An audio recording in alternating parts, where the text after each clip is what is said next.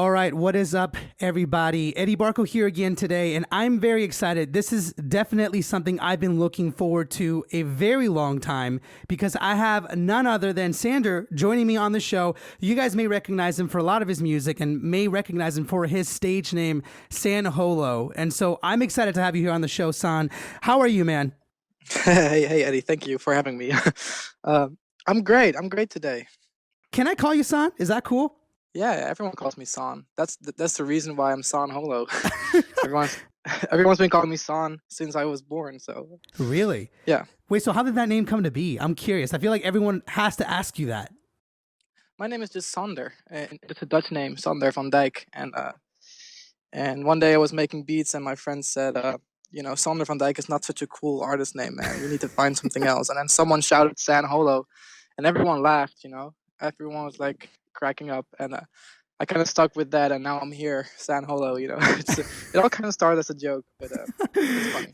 I mean, it makes you laugh, right? I mean, and is that like was that just like kind of like a random name, or was it like a play off of like the Star Wars character? I'm just curious. I think the guy definitely had that in mind. I think the guy who said it is a huge Star Wars fan, and I knew what he was talking about. It's funny. If I had to if I'd go back in time, I'd probably pick a different name because now it's just like it's kind of a joke as well. But for a long time, actually, I was kind of worried about the the name because I thought people might not take it seriously anymore because of the name. But I think we're past that now.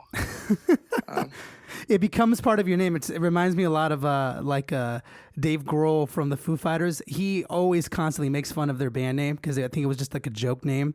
yeah. What would your name like if you had to pick or start over again? What would you choose? Like off the top of your head, I'm curious. Well, actually, I, so as you might know, I run a label as well. It's called Bitbird, and Bitbird was Right. first actually intended as the name of my side project. So I was thinking of naming myself Bitbird, but then we decided that we were gonna make it into a label, and it was too late to change San Holo anyway because already had like the Don't Touch the Classic remixes I Yeah. did 4 years ago, and so it was just I just decided I'm just gonna be San Holo for now on, and I gotta deal with it. Rightfully so, man. Well, like I said, thank you so much for being on the show. I mean, I love just getting a chance to talk to you. For some of you guys, some of my fans that aren't aware, I actually got a chance to meet San a little earlier this month, and we hung out for a little bit. And you're definitely very cool in person. And I guess I just want to like maybe start a little bit from like the beginning, if you can catch me up a little bit of how you got into music, and we'll sort of take it from there. Cool, yeah, of course.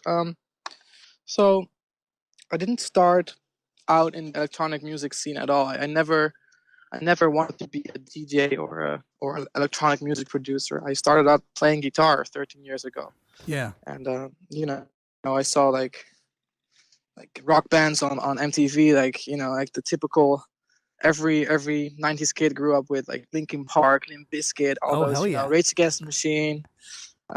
So I was so inspired by it. I was like, Mom, really want to play guitar, and she was very happy that I wanted to do something because I was always working on school. I was this kid that always wanted to do good at school, get A's, and like I had nothing on the side. So she was very So you're a excited to hear. brainiac, huh? You're a brainiac. Well, I don't consider me to be a very smart person, as in I suck at maths and We all do, and a man. lot of other things, but I knew how to study. I could really study and like be obsessive, and um, the way I learned my history was just literally reading the pages and just remembering the exact pages. Wow. So I could just like go back in my head and read the page. That's how I studied for history. But anyway, so yeah, I started playing guitar, and ever since that, my school went downhill. No, not really, but like a little bit. uh, You went from A's to F's like that overnight. yeah, it wasn't like that, but it definitely helped me a lot in I had nothing on the side. I was just working on school, and that was all. And playing guitar really made me feel like there was more to life. Yeah. Like, how Um, old were you when you started playing guitar? I think it was 14 years old. 14. So like basically right when you went to high school, like towards the end of middle school. Actually, I'm not even sure if you Yes. guys, do you guys have those separations in the Netherlands, right? Yeah. That's where you're from? Yeah. Yeah. It's slightly different. I don't know exactly what the difference is, but we do have middle school and high school. And then wait, so high school is it's not college, is it? No, no, no, it's not. High school, college comes after high school. So it's like Yeah. we have kindergarten to 12th grade. That's like essentially 12, 13 years. And then once you're like 18 or so, you go to college or you do something else if you Yes, want to. yes, yes, yes. That's very true. Yeah, and college is so I did high school.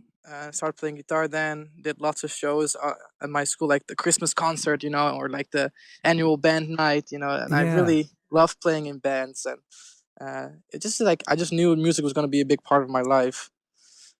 So I went to college. I mean, I don't think it's college. I went to the I think the name is conservatory. Yeah. It's a type of college. It's like specifically for art, I think. Yeah, it's like a music academy basically. Yeah. And I did that for 4 years. I studied guitar, and I kind of started to be way more interested in recording music, and like how do I get my guitar to sound uh, like on like I hear on the records, because it's never the same. As a drummer probably that recording drums is a skill. Yeah. Very It's different from performing, that's for sure. Yeah. I mean, your drums could sound great in a room, but if you mic it, it sounds a little bit like thin or whatever. So you have to replace the mics and like find the right mic height and all of that stuff. And I was really inspired by that, how to record music. So I got this laptop and installed Logic, and the whole world opened up for me. I was like, wow, I can make songs. I can make my own music, and I don't even have to go to a studio for that. Yeah. Which like changed my life completely. And I'm curious, like when you first started messing around with Logic, right? What were some of the first things? Because okay, so first of all, like I mess around with production too myself, but I'm primarily and will always be a performing drummer. Like that's my what I'm the best at, and it's very different transitioning from playing an instrument to actually creating legit music. And so I guess I'm curious, like when you got Logic and you started experimenting with your own little production world, Yeah. what were some of the first things that you were like listening to and that inspired you and then you kind of sort of learned right off the back? Well, the thing is, when I was playing guitar, I was the most exciting part about playing guitar was getting in the rehearsal space with the band to work on the songs that I wrote in my Yeah. in my bedroom. So I was always writing songs, finding cool chord progressions, and like I had the drums already in my head. The drums should go half time here, and like it should go double time here, and the bass should play this, and so I was always kind of really bossy in every rehearsal. I was You're a like, natural you band play leader this. then, huh? You're a natural Yeah, leader. maybe. I was always like, does everyone know their parts? And the entire band started hating me at some point. It um, happens, man. It happens. and me finding discovering how to record my own music was just such a. I was like, man, I don't need other people anymore. I mean, I love playing with other people. Don't get me wrong. There's beauty in that you cannot get recording everything yourself. But it is very very convenient to be able to record your own world. I Yeah. could program drums, I could play bass, I could do vocals all by myself and create a song and like upload it to the internet, and like that's me, Yeah. There's so much beauty in that. Actually, the first things I recorded, and I experimented with are all on YouTube. You might not know this, but my first project was called Kasi Lo-Fi. That's spelled Casilofi. Kasi Lo-Fi. What does that stand for? Well, I was really inspired by these little keyboards, like the Casio sample keyboards, and everything sounded very lo-fi. What I did back then because I loved the sound of it. And you can actually, if you go on YouTube and enter Casio Lo-Fi, you can see all these videos of me messing around with all kinds of instruments, and it was kind of my Casio Lo-Fi was kind of the I documented all my first steps and all the songs I created the first years of getting into music production. Why did you So, document it? Like, I mean, was that just for fun too, or did you feel like that was going to be like relevant at well, some point? because for me, all like I love making music, and finally I was able to create a song and show it to the world. Yeah. Um, so I was like really excited, but I made little videos of it, and I just love to make something and put it out there, and not for people to like it or to hate it, but just actually maybe for people to like it and hate it, but as long as they have an opinion about it, I just want Yeah. to make something and people should just feel something, then I'm happy. Yeah. I'm curious, like, is that your mentality or your approach for with a lot of the music that? Well, actually, let me ask you in this way: when you first started making that music, was that really your approach? Like, did you really just want to see what people would think? And the reason why I ask it that way is I know as a musician myself, okay, as a drummer, I can be very picky sometimes, or at least I used to be very picky as to what people how people would perceive my playing. And so I guess what I'm curious about is, do you feel like your approach to music was always that open-minded, as in like, I'm going to make this and I'm going to put it out and see what people think? Or were you going after like a specific, like, I want to make sure people like it, if that makes sense? um Interesting question. I think we start making music without any of these questions in our head. You Yeah. start making music because you're somehow inspired to do so. We don't think yet of, oh, I'm gonna make something and people gonna think this. No, you just want to make stuff. And I think at first I knew I could play guitar, and I knew that I had a good knowledge of what I wanted to do. Um, so I wasn't too scared of what people said. Even Yeah. my parents were like, "Oh, it's interesting. It doesn't have any vocals." Like their musical world was so different. And but still, I felt like I just wanted to release my. Like, for example, with the Kasi Lo-Fi, I did lots of ambient soundscapes, just soundscapes without any other sounds, just like drones, and I just really connected to that at the time, and I wanted to put it out. And I had like a really small fan base, like a couple of people that listened to it, but still, the I would still be doing what I'm doing now if only 100 people would listen to me. That's the core is for me to create something. Create. I just want to create forever. Yeah. And I think that's the goal for a lot of us creative people. We just want to find a way to make sure that we release what we're actually doing. Yeah. But what I'm curious about is like the electronic scene, especially now more than ever. Well, first of all, the electronic scene has been around for a very long time, since like even the 70s. Like nowadays with Facebook and everything, we're starting to see kind of like old school videos pop up of like old stuff. But my point being is, I'm curious how you got into like the electronic scene, because you're a guitarist, right? So we can argue that first and foremost, you started on guitar and then you Yeah. gravitated towards Logic because you wanted to create your own world. What was it? What inspired you specifically that you wanted to explore the electronic scene? Because most other people, and I mean, I don't know for sure, but I know at least out here in California where I'm from, most people tend to gravitate towards more instrumental, like actual band music, whether it's rock or pop or whatever. Yeah. But you gravitated towards production.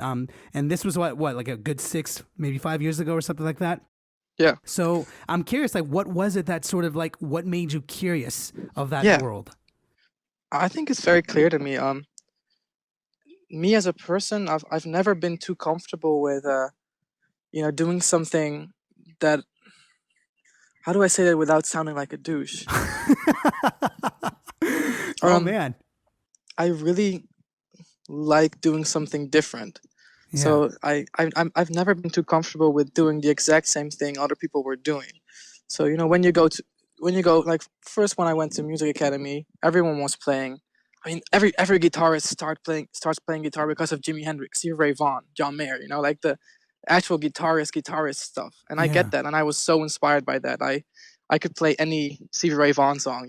Like it's it's so sick. He was so sick. But I realized every other player that came into the music academy was playing that. Everyone was playing Little Wing, and everyone was playing, John Mayer stuff. yeah. Which is Or really cool too, though. But yeah, I get what yeah, you're which is saying. amazing. Yeah, like amazing. And it's so inspiring. But I was like, these things already exist.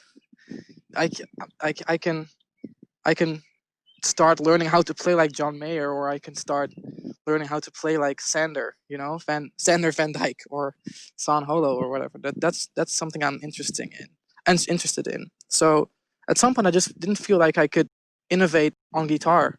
Back then, I felt like I couldn't, um, like nothing I did was something felt new to me. So I was like, I'm just gonna do something new and record music and find my own universe. Um, and making beats, and it was such a free world to me because I didn't know anything of it yet.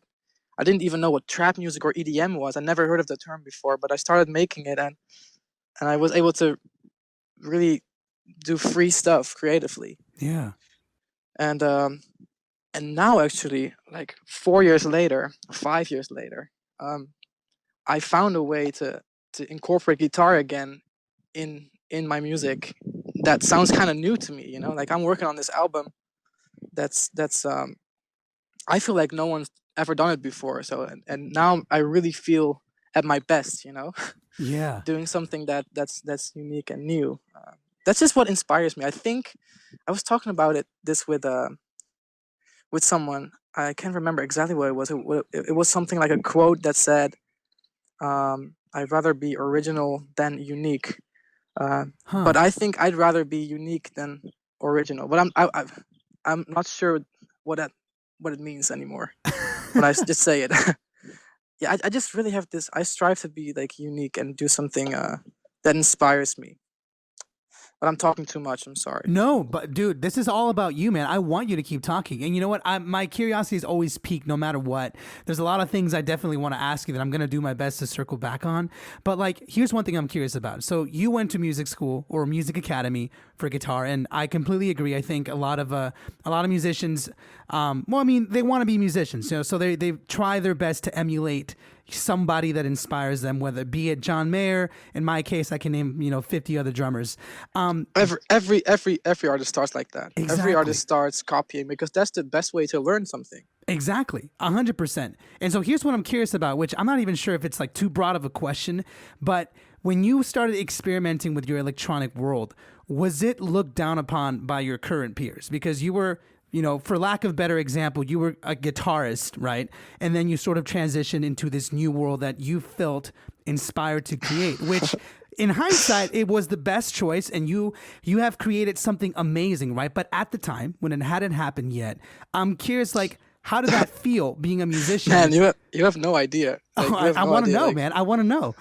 okay, so I'll tell you this story. So I remember when I started putting out electronic stuff like trap music.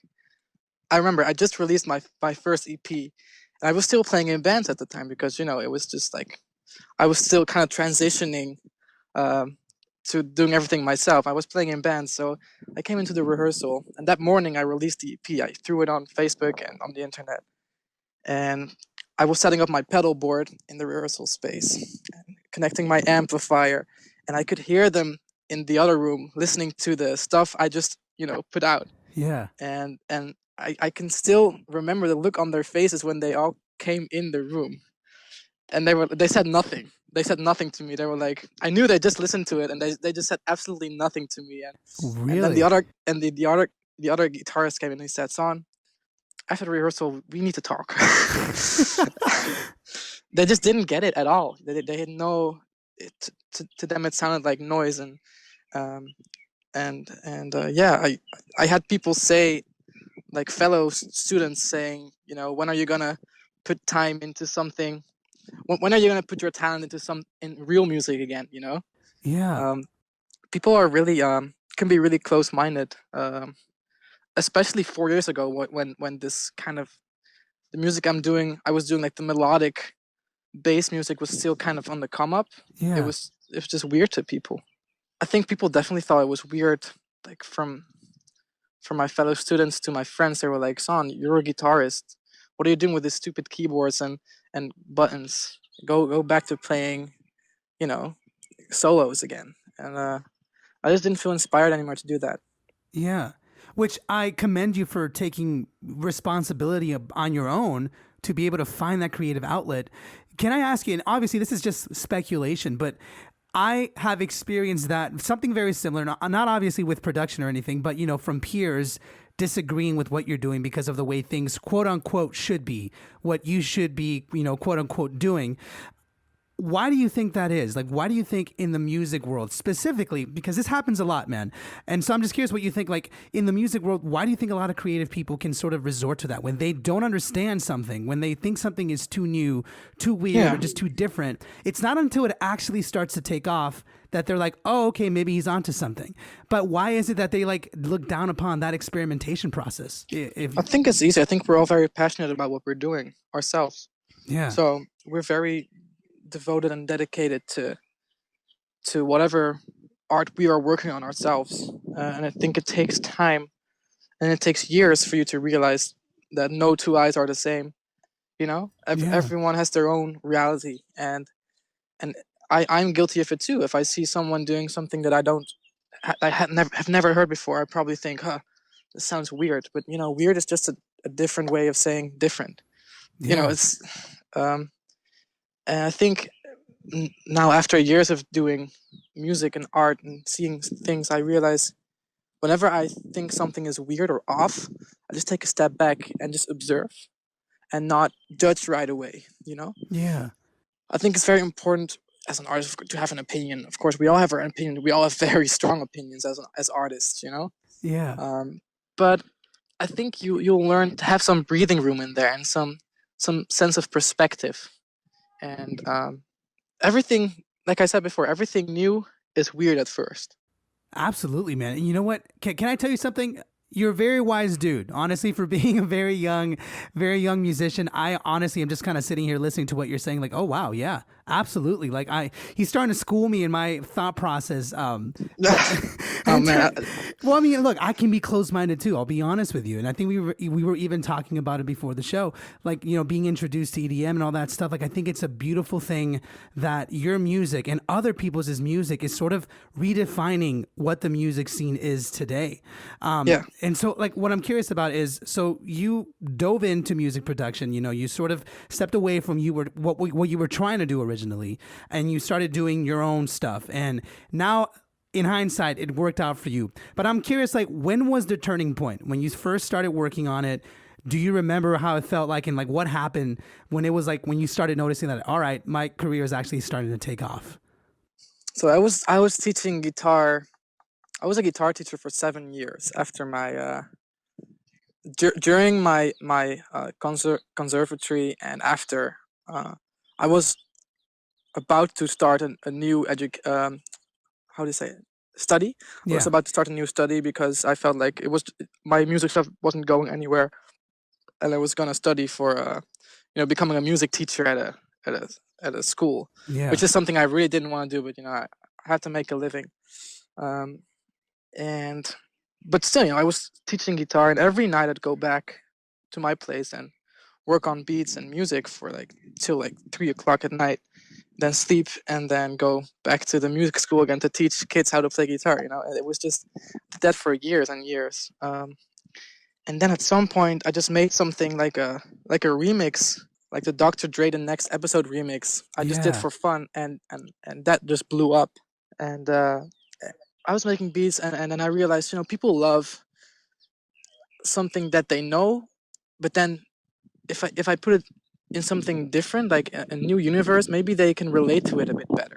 yeah. So I googled Dr. Dre the Next Episode a cappella, and I found this really crappy a cappella with like a really low quality MP3.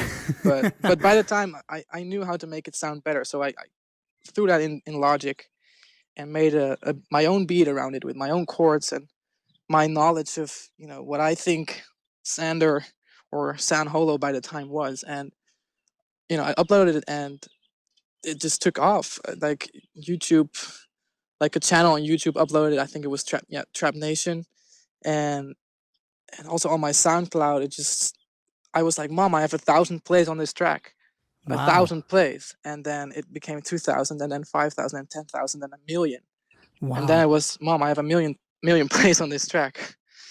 And then everything started rolling. Like, managers reached out to me.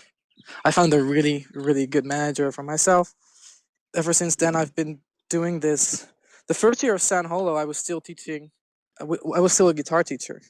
Like part time.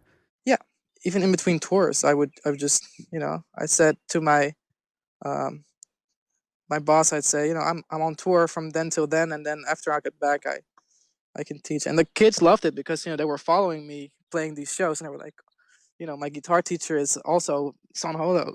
That's Uh, cool, man. so yeah, I think the remixes I did were my ticket to, for example, America. And people started calling me like, "Hey, do you want to play your music at our party?" And I was like, "What do you mean play?" I never considered the possibility of becoming a DJ, playing records. I never started making music to become a DJ or whatever, and I had to learn it. How But hard was it to like learn it, to actually learn how to like do the oh, turntable not and all that? hard. No, no, man, you can learn how to. Everyone who knows basic rhythm and music theory knows can learn how to DJ. That's not a. It's, I'm not gonna debate if it's an art form or not because art is everything and nothing, but That's such a deep statement. uh, DJing is something a lot of us can learn. I think it's the actual making music that separates you from the rest. I want to get back to one thing I said like a second earlier. I was talking about DJing, not as I was talking about these days of DJing. Like playing a record, mixing it to the other one. I wasn't talking about turntablism and scratching and stuff. Yeah. Because scratching and like beat juggling is an actual. It's like, man, it's like beautiful. Um, but I was just talking about transitioning songs to the other songs, which the most DJ sets right now are based on. That Right. that everyone can learn, I believe. A lot of people can learn that with a certain musical mind. You know what I'm curious about is, so you started touring, right? And you started like playing all these shows. Why not quit being a teacher right away? Because you still stayed being a teacher for a little while after that, right? Yeah, like I think 1.5 years because very simple reason, the money. There's no. Everyone thinks that when you start touring, you become rich, and I think you and I both know that Not the definitely the case. first years are you lose money. Oh yeah. You're losing money and you're investing in what you're doing. So I was touring Australia. I did my first America tour, um, but I was just investing money in flights because the fees, the first year your fees are not high. Yeah. It's just you gotta show your face and you gotta tour your ass off until your fees start being profitable. Yeah. And that's it only started happening about 2 years ago. So Wow. And yeah, that's amazing that you like still keep that you kept at it, because you're absolutely right. I think a lot of people, when they see you like perform or they see a band or whatever, on a decent sized stage, they don't really understand like the amount of financial dedication that takes behind the scenes. I mean, you got to hire so many people. I mean, yeah, that's a conversation on its own. But I'm just amazed at the fact that you still kept at it, because yeah, you can't. It's interesting to me that you were basically becoming a name and you're still going back home and teaching to kids, which is amazing. yeah, you know yeah. I have to pay my rent. yeah, but you were willing to do what you had to do, and I love that about you, man. And so since you started then, okay, and then now you're basically working on a new album, right? I know you're out here in LA, at least right now when we're recording the interview, and you're working on your new album. What I'm curious about Yeah. is, since you started and you were experimenting with music, how has your music like evolved to this day, because a lot of your tracks have been hitting it big, specifically Light and a couple of other ones that we can mention. But now you have something new coming out. So what I'm Yeah. curious about is, do you know like how much or like how your music has changed since you first took off? Yeah. I can paint a really nice, clear image. First, it was one, it's guitar. Two was beats and electronic stuff. And now three, which is where I am at now, is a combination of those two, like guitars and electronic stuff. I think throughout the years, the vibe of my music has kind of stayed the same. I love melancholy and like nostalgic sounds and chord progressions that make you like feel, like like you want to cry or something. Like I love Yeah. pleasantly sad music, pleasantly sad and like moving parts, moving music. Like I love bands like Explosions in the Sky and like post rock bands that kind of they have that certain those bands sound like how I feel most of the time. just like an emotional wreck. No, it's just Oh not really like, man. but so I think that vibe is just me as a person, and whether I do electronic music or guitar stuff, that's always I pick those chords for a reason because it's emotive to me, and So like what is so I don't mean to interrupt, but I'm curious like what is like one of those emotions that you constantly convey in your music? Because we were talking about like being artists and being sporadic and having a mixture of emotions, but I'm curious like what are some of the emotions that you try to communicate with your music? I'm just curious. yeah, so this is the type of question that makes complete sense to ask, but it would make no sense to answer it. Because like I think we all do music because it's something that's almost above us. Like Yeah. it will almost be a shame to put music into words. Don't you think sometimes? Yeah. Like I could try to find the right words that come, but they won't even come close to what music actually does to you. You know what I mean? Yeah. So Absolutely. so I just want people to listen to it and feel like, wow, this touches my heart, and for everyone that's different. But I don't feel comfortable with answering what exactly I want people to feel or Yeah. something. I can't answer it. Which is honestly, thank you for being very honest because you're absolutely right. I think when it comes to music, who was it? I think was it Bob Dylan or someone? I forget who it was, but when asked, what is it the message that they're trying to convey? The answer that the artist would constantly give was like, it doesn't matter. What is it? What does it make you feel? You know what I mean? And Yeah, exactly. that's the important thing of art. It's we all feel something different. Some people can feel happy, some people can feel sad. But I'm glad that you're putting at least your emotion into what you're making, which I think is the reason why your music is always so good, in my Thank opinion. you, thank you. I'm honored that you think that. I just as long as it comes from me, you know. I think a big difference between maybe your world and my world. I don't want to call it that, but um, in EDM specifically, there's a lot of how do I say that? Like you can watch a guitar player go on stage and play guitar, and he's a good guitar player. But you can watch a DJ go on stage, and you have no idea what he's doing. He's just pressing buttons, and so there's a lot of, especially in EDM, it's very branded. Yeah. You can become very big by just having a big mouth and looking good on Instagram. You know what I mean? Like Yeah. it's there's a lot of ghost productions going on. There's a lot of very smart business people behind artists that make them look like they are amazing DJs and producers, but in the end, their tracks are being produced by other people. So there's well, I get why people judge on DJs because there's way more room to fake it. You know what I mean? Yeah. Um, but I really want to communicate to people that I'm not, like, everything I do is 100% real, and it's really me, behind the laptop making everything you hear and putting sounds through tape loops, and like it's all real. Yeah, that's what I want to communicate to people, and I hope people hear that.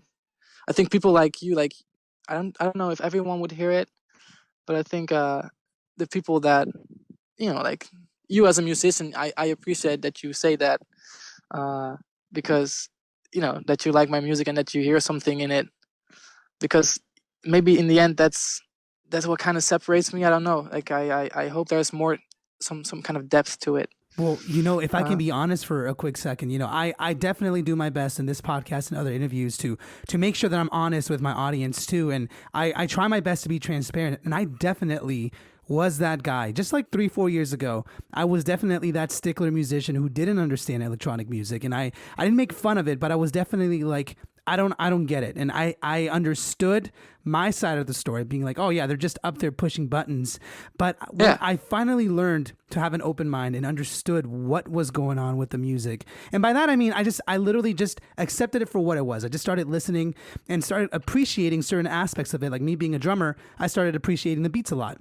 And so, Exactly. Yeah. yeah, and so that's where I sort of started relating, and now I love it. Now I can list you a couple like of people that I really listen to, and it's odd for a lot of people in my area to like it, you know. But I do see this like transition where musicians are starting to be a little more curious and more accepting Yeah. of what your style of music brings. But I But do, doesn't it feel amazing when you show someone something and they're like, I don't get it. What yeah, is this? And it's amazing. I think that's amazing. As long if so if you feel something very deeply and you show it to someone and he's like, man, this is this is just noise to me. I think there's so much beauty in that, you know? There's like I said, no two eyes are the same, no two ears are the same.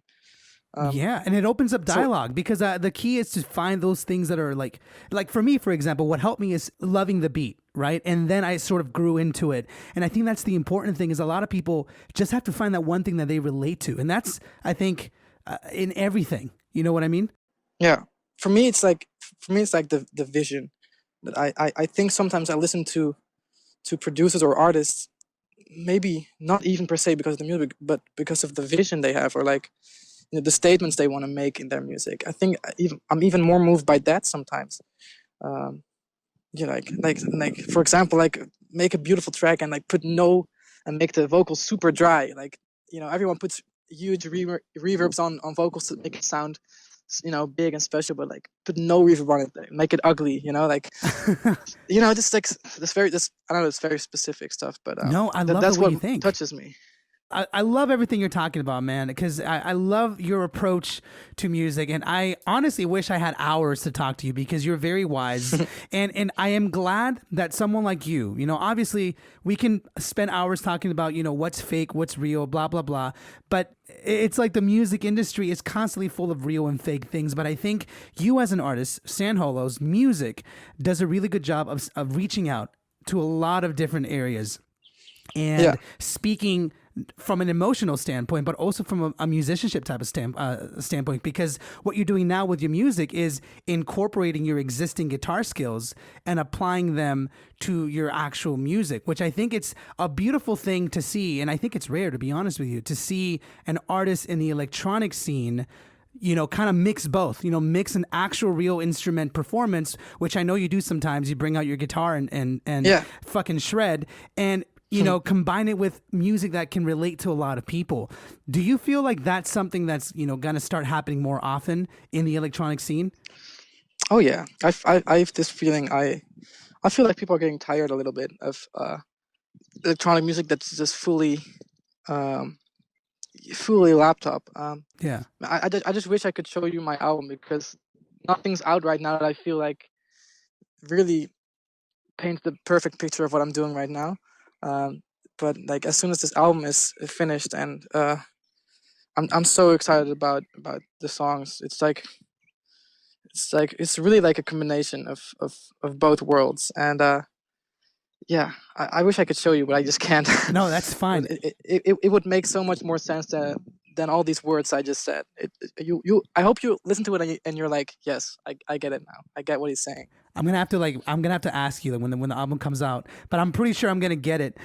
Which again, I love that you are finding a way to combine that world because I think it's necessary, and I think it's music is evolving, and I think as musicians we have to sort of start evolving with it, and I think you're doing a good job of sort of leading that stride. You know what I mean? Yeah, I Um, think I think music is always evolving. Like oh from the yeah. very first moment it existed. Um, Absolutely. And you know what? As we begin to sort of wrap it up, one of the things I'm curious about is you have basically been performing with some really amazing places. I'm just quickly curious, like what is one of your most favorite performances that you've done so far? Because you've played at some huge stages, man. So I'm curious, like if you have like a top 3 or like a top 2 of like, all right, I love playing this festival and that festival for whatever yeah, reason. first of all, going to America to tour was like not a lot of people get to do that, so I'm so humbled that I get to do that. Every show I play here is so cool. It's so people are so into it. It's crazy. I don't see that anywhere else in the world. um, I just did Coachella, which was pretty special because my family was there, my friends were there, Nice. and they had been seeing videos of me in Was the old America band for there? The band that didn't like your music? some members actually. My current my art director and like the tour manager is was part of my band, and he, his name is Torvald, and he's like running the label now, so Nice. keeping everyone close. But yeah, Coachella was pretty amazing, to be honest. There's so much hype around that festival, but and I get why. It was an important moment to play that show to Yeah. both weekends. Not something I will forget. Nice. Very nice, man. Well, you know what? I know you're a very busy man, so I really appreciate the time of just sitting down with me for a couple of minutes and just like letting me understand your process to music, which I think it's amazing. The fact that you basically try to express your emotion. You wanted to create your own world and you went after it. You didn't necessarily let anything stop you get what you wanted. And I think you're creating a very good movement with your music. And so for anyone out there that's, interested in sort of like either combining music and their musicianship, or just maybe are interested in production themselves, like I'm curious, like what would you tell someone that's interested in sort of diving into that scene or looking for ways to actually like explore their own creative world, if that makes sense? It's a good question. Um, I think we could go back to the conversation we had earlier. I think we all start out um, making things inspired by other people. Everything we do is inspired by other people, um, and and I think we all start with copying people. Yeah. Um, at some point, I think it's important to realize that you're done copying and you're starting to create something that might be a little copy of what people have been doing before, but like add some new stuff to it, make it different, make it. I think that's the way to really get your stuff out there, is to make something that's new. Yeah. And because there's like a lot of people, and I'm honored, but I see a lot of people copying my songs, or like remixing the songs, or no, maybe remixing is not the right word, but like copying kind of the vibe. And it's too late to do that, because like I'm already there, and a couple of other producers that are doing the same thing are already doing their thing. So it's time to do something new, and that's how I got where I think I got here where I am now by doing something new. And and this next album is going to be something new again too, so